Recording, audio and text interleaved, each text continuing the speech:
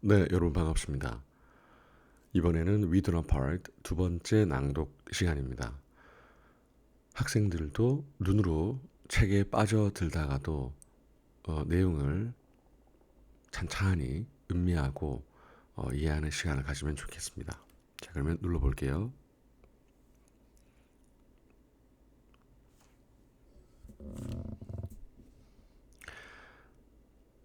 이 파트부터 한 번 더 다시 읽겠습니다.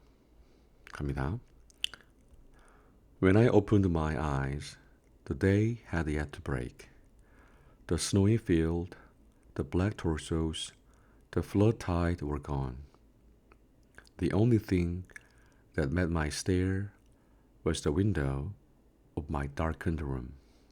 I shut my eyes. Another dream about G. It had to be. At this thought, I covered my lids with the cold palm of my hand and lay there unmoving. The dream had come to me in the summer of 2014, a couple of months after the publication of my book about the massacre in G.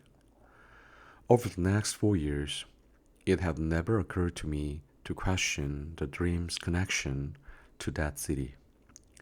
But this summer, I began to wonder if there might be something more to it. If my quick, intuitive conclusion had either been in error or an oversimplification.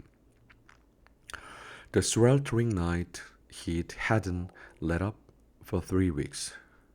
Once again, I was lying under the broken air conditioner in my sitting room, hoping for sleep.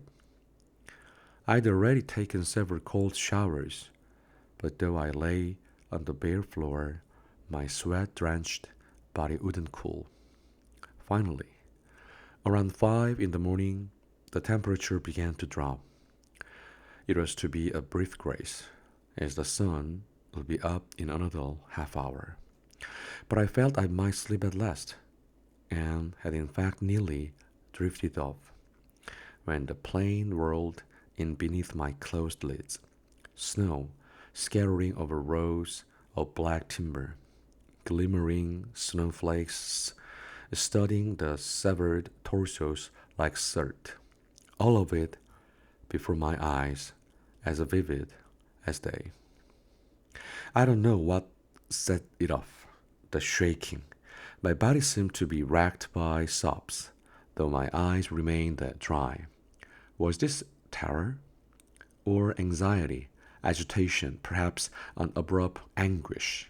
No, it was a bone-chilling awareness that a giant invisible knife, the weight of its heavy blade beyond any human capacity to wield it, hung in the air with me as its target as I lay pinned and staring. The black blue sea billowing in to dredge the bones away from beneath the mounds. It occurred to me for the first time that this might be an allusion to the massacred people and the decades that followed. It could simply be a personal omen. Yes, perhaps that landscape of flooded graves and silent headstones was an intimidation brought forward in time, a sign of what remained of my life to come. This very moment, in other words. 네, 지금 여기까지 읽었습니다.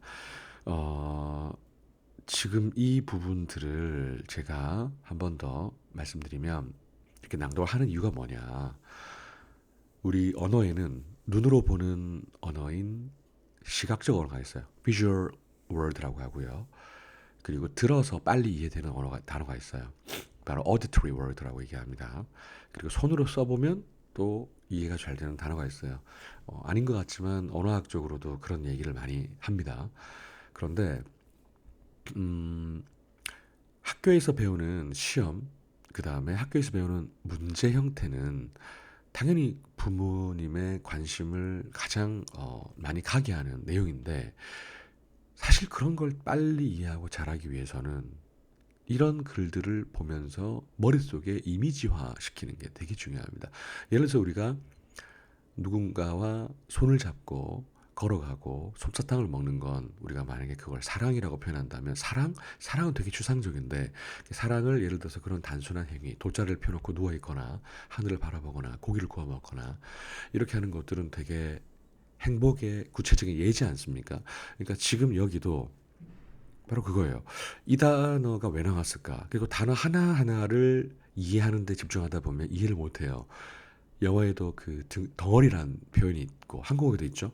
슬픈 영화나 감동적인 영화를 봤을 때 우리는 심금이란 단어랑 울리다라는 단어를 합치지 어, 그 울리다가 아기를 울리다가 아니잖아요. 예, 그렇듯이 그 표현 덩어리를 익히는데 문학 작품만큼 좋은 건 없습니다. 물론 내용은 별개로 하고요. 내용이 좀 불편한 내용도 있을 수 있습니다.